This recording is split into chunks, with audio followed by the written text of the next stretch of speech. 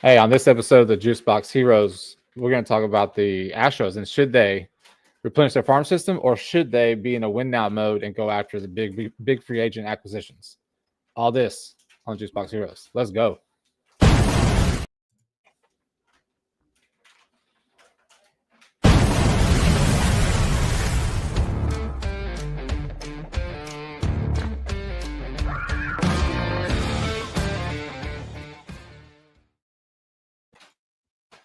Yo, what's up, everybody? How's y'all's weekend? I hope you're having a great one. It is Sunday, so y'all know what it is. It is the Sunday weekend wrap up, but now we can officially say it's the off season. So this is the Juice Box Heroes podcast. I'm one of your hosts, PK. The Dubon Fan Club president, Chris Moreno's in the house. Sweet Bones Bryles. Fellas, I know you had a busy day today. Other than that, how was your weekend? Yeah, man, it was pretty good. Got to do the Halloween on Friday, so the kids had a blast doing that. I really thought the rain last night was gonna derail us today, but man, we had a great day today. Like, we won both our games. We literally got home maybe 30 minutes ago, Browns. So yeah, fantastic day. I mean, I was hoping the Blue Jays would have pulled out the W, but they didn't. So it is what it is. Browns, how was your weekend? good. And like you said, it was a little bit long too. But Friday night Halloween, kids had a fantastic time. Neighborhood was full of kids running around, trick or treating and stuff. So that was fantastic.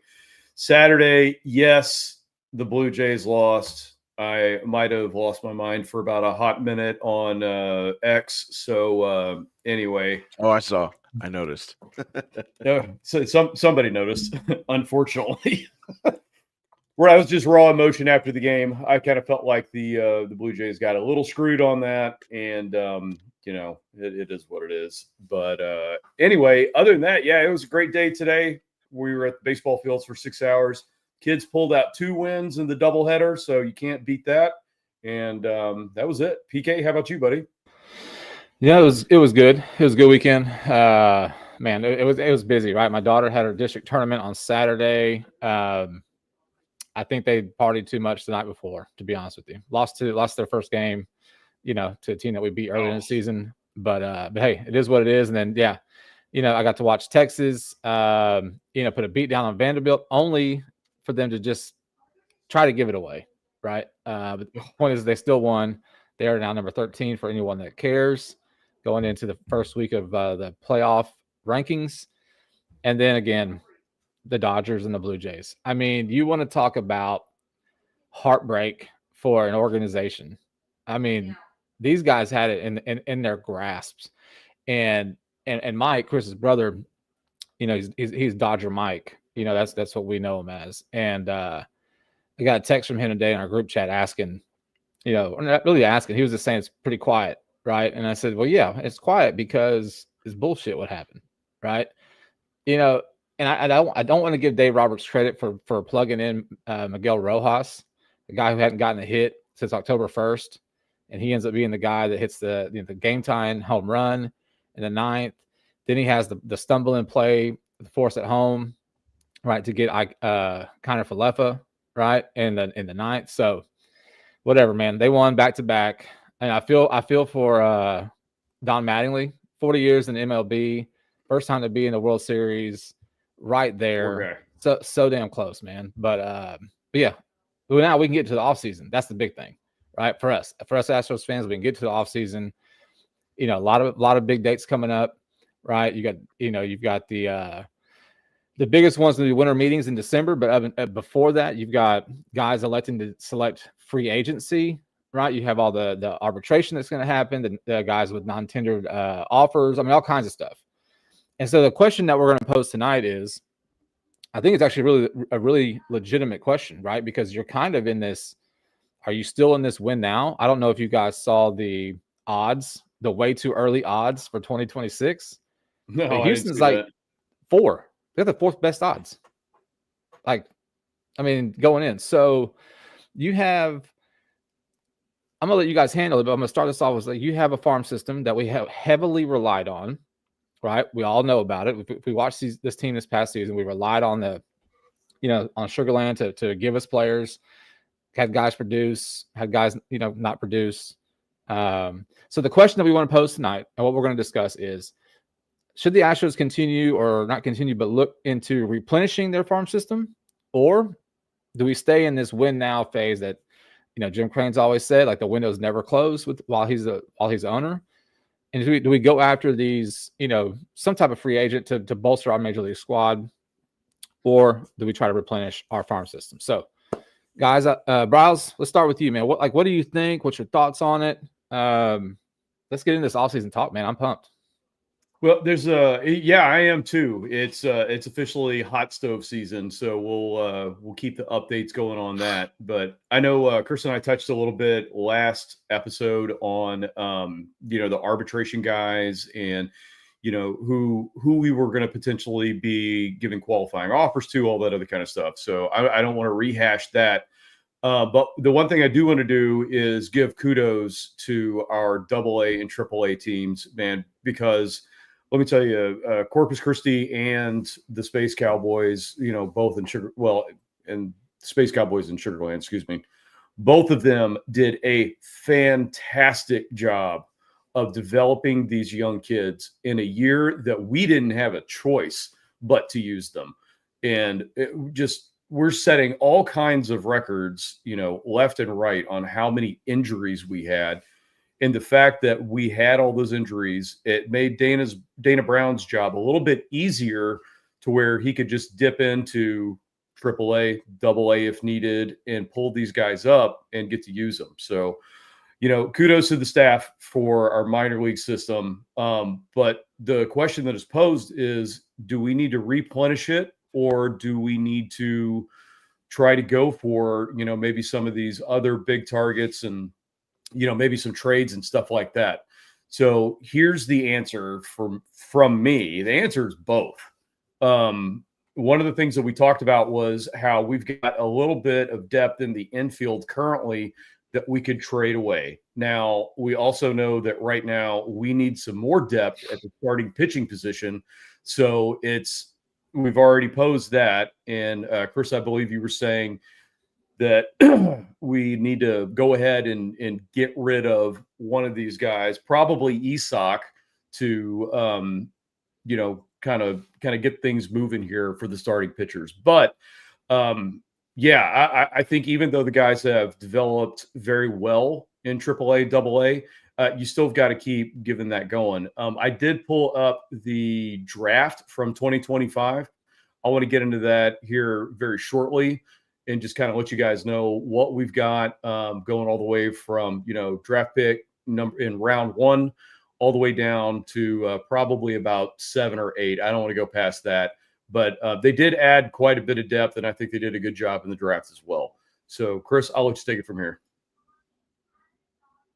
All right. So, I mean, I'm of the belief I would love to see them try to do both as well. I mean, you go into the 2025 season with the 29th ranked, farm system, right? So there's one team that had a crappier farm system than you did. So it's tough. You have one guy to finish 2025 in the top 100 prospects, and that's Bryce Matthews, and I think he's like 93. So the way I could see it is the way you can kind of do both, right? I mean, like you have an influx at the major league level, like Bryles was saying, you have the influx of infielders that you could potentially move. Now you look at guys like Christian Walker. I personally don't think Dubon's going anywhere, so you can take him off that list. Diaz, or what was it, Diaz that we got from Baltimore? I keep forgetting this kid's name. Urias. Okay, yeah. So you have Urias, you have and then you get into Isak Paredes, right? I believe Isak Paredes is going to get you the most value back, right? I feel like I keep hearing fans saying that they need to go after Pete Alonso. I feel like that's counterproductive to what you're trying to do. If your goal is to move Christian Walker, right? You're probably going to have to eat some money moving Christian Walker. So why would you give up a draft pick to sign Pete Alonso when you're trying to get a draft pick offer the qualifying offer to Framber Valdez?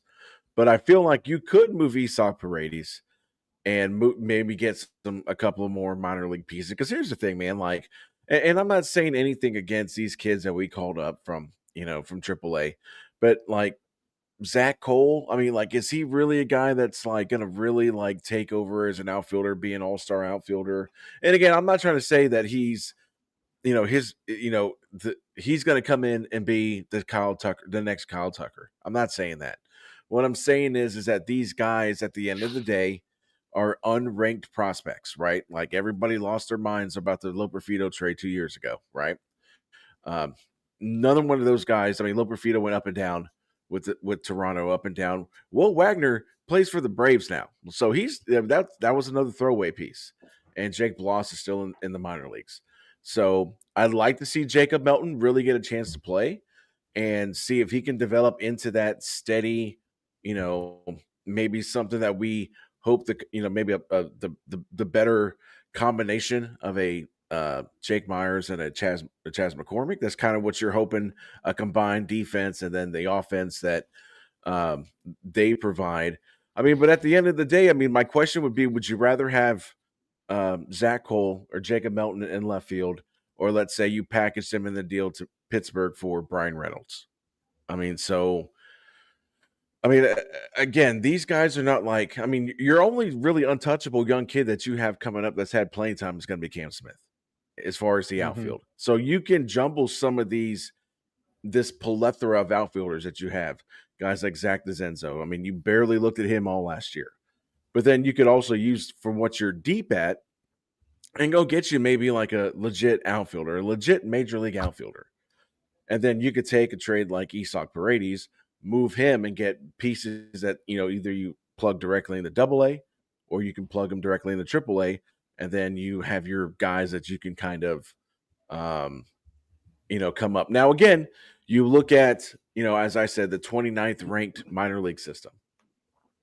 The 29th ranked minor league system held the Astros down for the entire season. They did a pretty damn good job. So that's what I'm saying. So, like, on one hand, like, you can have all the metrics saying, oh, the second worst farm system, only one guy in the top 100. And then on the flip side, you can say, yeah, but all these guys handled business when we need them to handle business when we called them up, maybe outside of Cooper Hummel. So it's tough because I'd like to see him do both. I really would. I mean, but like really, like it really depends on where, like if this window is truly always open, I mean, you're going to be trading young talent to get back major league talent. I mean, so I don't know if we'll ever get a real fair 50-50, trade one, trade A rebuilds it, trade B, add some major league talent. So I don't know, PK, what do you think? Man, so I think coming on to the episode, I was really on board with replenishing the farm system, which I still am. Like that, we need to, we need to get better prospects. But then, as I listened to you guys' points, Chris, you brought up a point about signing a big time free agent or a free agent that's going to cost you a draft pick, right? That to me, it doesn't scare me, but that's not something I want to go down. The flip side of that is baseball specifically. It's such a crapshoot with these prospects, right? Look at Brendan Rodgers, who we signed in the offseason. He was the number 3 overall pick, right? Was he? I think it was right after Bregman. 3 or 5 or something. He was definitely top 5. Yeah, you know what I'm saying? So he played in Colorado, decent up there, nothing that a top 5 prospect you would expect. He came here, we know what happened here, right? So it's with any draft prospect, no matter what sport, but especially in baseball, it's such a crapshoot, right? So even if you don't go out and sign a big name free agent and you keep the draft picks that you have, right? All those guys, it's a crapshoot. I know that's stating the obvious, right? So, but that's the reality of it. Now if you go and get, a big name player, right? Like Chris, you're talking about, you have to eat some of the salary depending on who you're getting rid of. Maybe it's Walker. If you move him, the Paredes thing, like it really sucks that he's even in this conversation about potentially getting moved. However, I completely agree with out of the movable pieces, i.e. Walker and Paredes is going to give you the most return on it because he has so much team control for whatever team gets him, right? I mean, that was part of the That's that thing we signed off on when we got him and Cam Smith, right? We had them under control.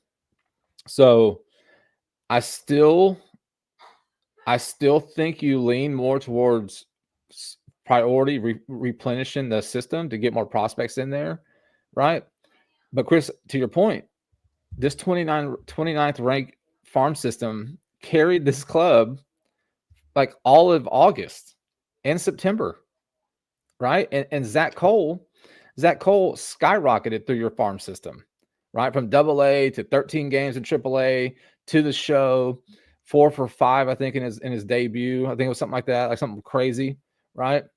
You've got guys down there that might not be the top 100, right? That are just damn good ball players. I mean, we saw it all year, right? So, when you brought up a point about Zach Cole, like, is Zach Cole the outfielder, the combination with him and Myers? I mean, there's a part of me that's like, yeah, that could be, but at the same time, like, I'm just more conservative as a whole. Like, I'm more cautious than naturally. So my thought with the Zach Cole thing is okay, well, what if he just got on a hot streak at the right time? We needed him. He came up to the show.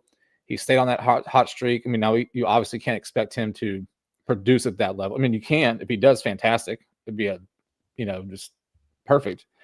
But I think you go with the Jacob Melton. Zach Cole goes down to Sugarland, continues to produce and work on things. I lean more towards the farm system because look at how much we depended on those guys this season specifically.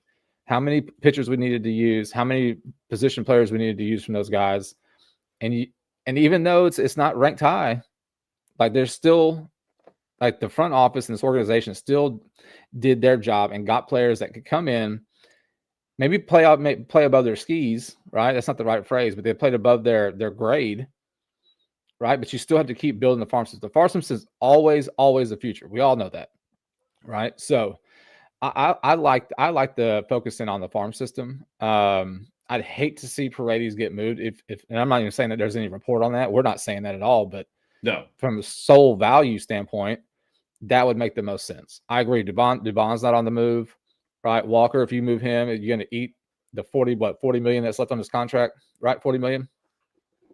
You're definitely going to eat a chunk of it. Yeah, you're going to eat. I'm not saying you're going to eat at least. I would say at least half, close to it, right? But I don't know, man. I like the farm system route. But it's just it sucks. It's at a cost of one of your big show players.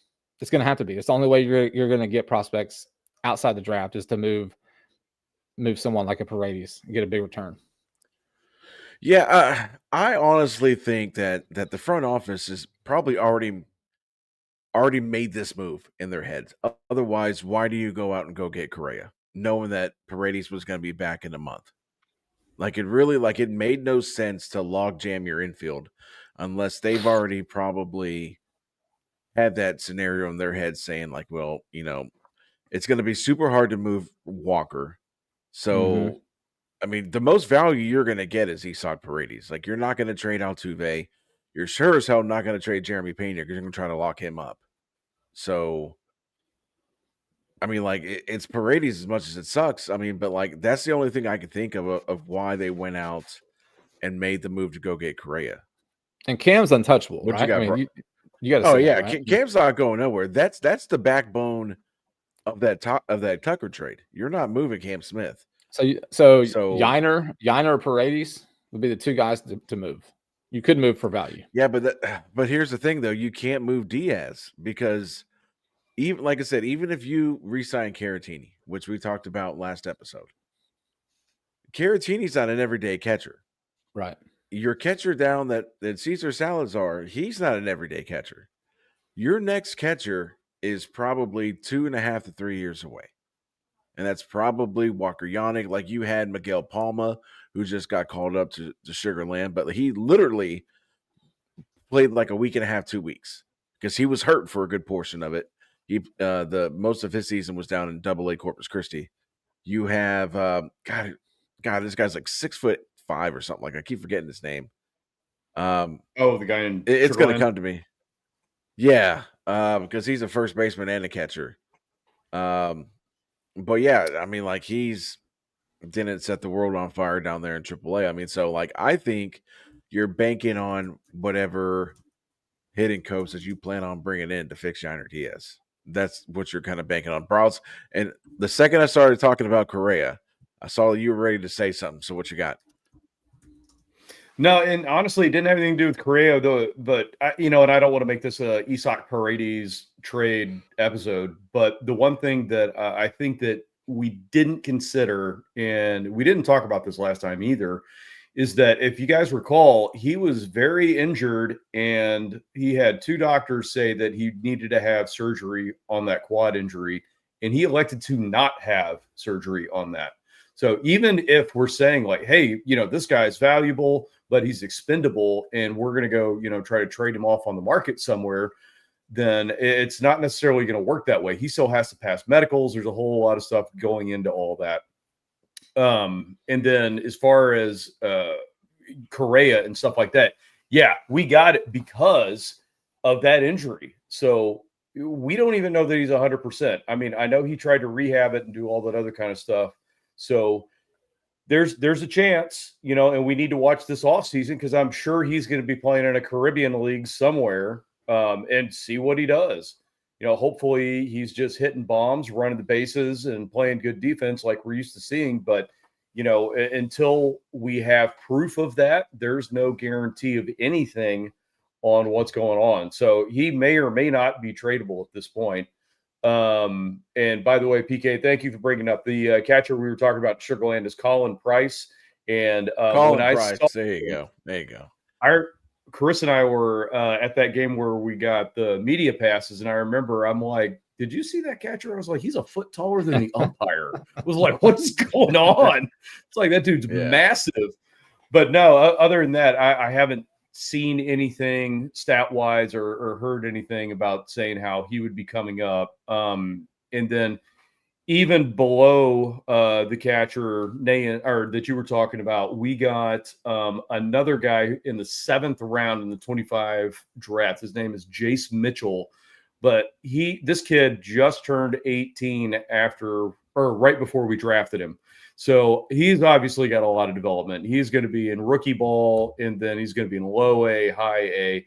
We're not seeing this kid for at least 3 years, if not more than that. So catcher position is a little bit tough. I do understand that, Diaz would probably command a lot on the open market, but are we going to be able to get exactly what we need and also secure the catcher position?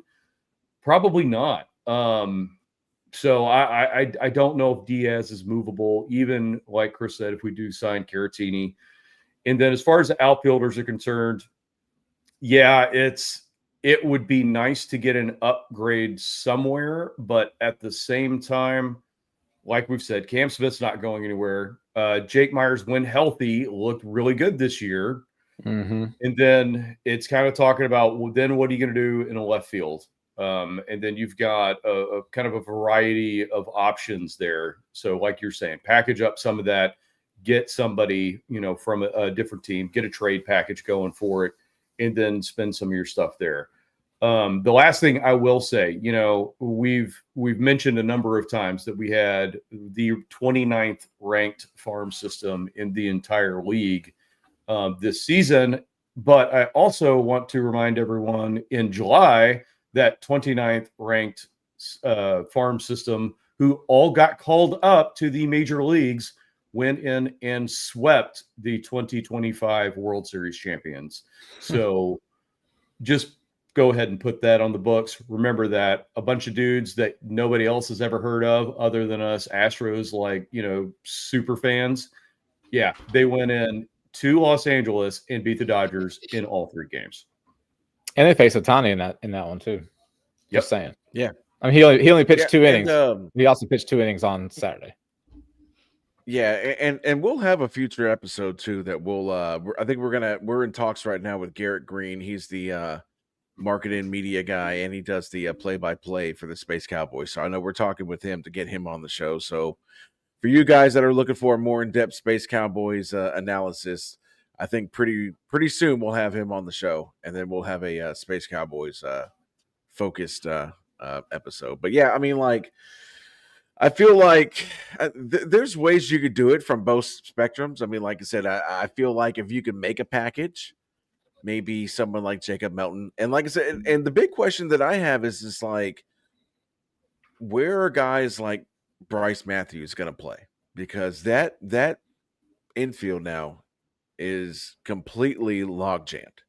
So where is he going to play? So does that make him a movable it's piece? locked down. So yeah, so you could maybe package something, maybe a Jacob Melton and a Bryce Matthews. Although it stings, right? It stings when you read the names, but at the end of the day, you're giving away a 93 ranked prospect and a guy who's not in the top 100 prospect, and you throw in somebody like, I don't know, let's say somebody not named Ethan Pecco or Miguel Uola, and that gets you Stephen Kwan. I mean, I'm happy with that all day, right? Now you've got Stephen Kwan in that lineup. Now left field solidified. So again, it's going to be very interesting to see which way the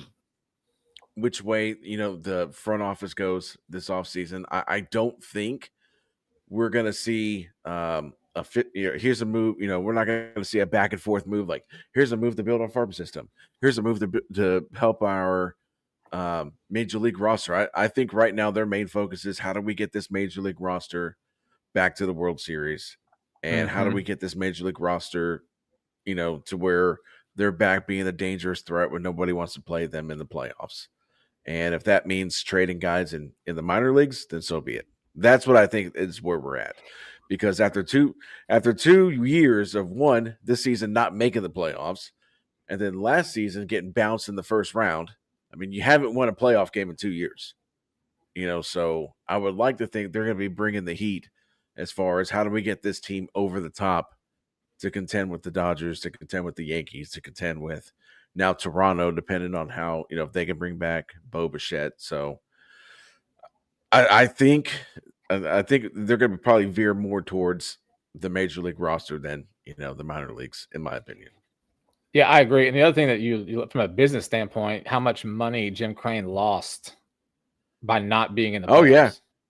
Absolutely. Ooh. Absolutely. That's a huge point. You know what I'm saying? Like all that playoff revenue that he did not get. Like he's probably really pissed because this is the first season since he's been the owner that he has not received that playoff, revenue. So like we've said, that he has always said as long as he is the owner, the window's never closed. I tend to agree with Chris. I think they're going to look at this major league roster, their starting rotation. They need bullpen help, right? I mean, you had, we talked about till we're blue in the face. You've had these guys come up, from Sugarland to help the rotation. Guys that held their own. Brandon Walter, Colton Gordon for a time, right? Costanza at the end. But you still need more than Hunter Brown and, Luis Garcia. I mean, not Luis Garcia. What's his name? Christian Javier. Javier's going to have, a full healthy offseason, right? You don't know what's going to be going on with Fromber. Eric Getty, don't know, he's hurt. I mean, there's Fromber. He's gone. That's what's going to happen. Well, yeah. I mean, he's gone. He's gone. So, you've got starting rotation holes to fill, right? You can't have like just a Hunter Brown. You can't just go next season with Hunter Brown and Ronell and Javier and Eric Getty and anybody else. I mean, you got to bring someone in, like the early rumor thing I saw on X was the Astros wanting to, kick the tires on Dylan Cease since they missed out on him at the deadline. I'm not a fan of that at all. I think you're going to overpay for a guy that's not good. He's not good compared to what his contract is going to call for. So I don't like that play. But I agree. I think Chris, you're right. Like they're going to focus more on the big league club and get back to the playoffs and be back to that threat that everyone was used to seeing. I mean, look, Vegas is already, their way too early odds has them again, the fourth best overall odds to get back to the World Series.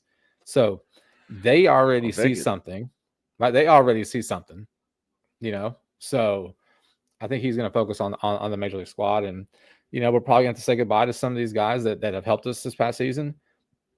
And again, I think it goes back to the Loperfido and the Will Wagner trade, like how people were just up in arms about getting rid of Loperfido. You talking about you and me? Yeah, for sure. I wasn't going to bring it up. I was going to let you. Well, I was just gonna speed right past that. I didn't think anyone was gonna say anything. Oh, okay. There you go. You There know, you go. but look, they were prospects, and you know, thankfully, in a way, they didn't do anything much when they moved, so it was a little bit easier to pill to swallow. But at the same time, if you want big name talent, you have to give up prospects to get them in a trade package. That's just part of the deal. Or major league ready player. And if you're focusing on the major league roster, you're not going to be giving up a major league player because you need them on that squad, right? So it's going to be fun, man. Like the offseason is always a good time. It's always a good time. So we'll see. We'll see what's in the store. We are going to have so much to talk about on these next episodes between now and winter meetings and after the winter meetings. So it's going to be a busy November, December, but we're here for it. All the information you need, we got it. Make sure you follow us on Facebook at Juicebox Heroes, on X at Juice_Box Heroes, on the gram, right? We're on the gram too. We are on the gram. Yes. All right. Juicebox Heroes at the gram, TikTok, Juicebox Heroes as well. So please make sure you follow us.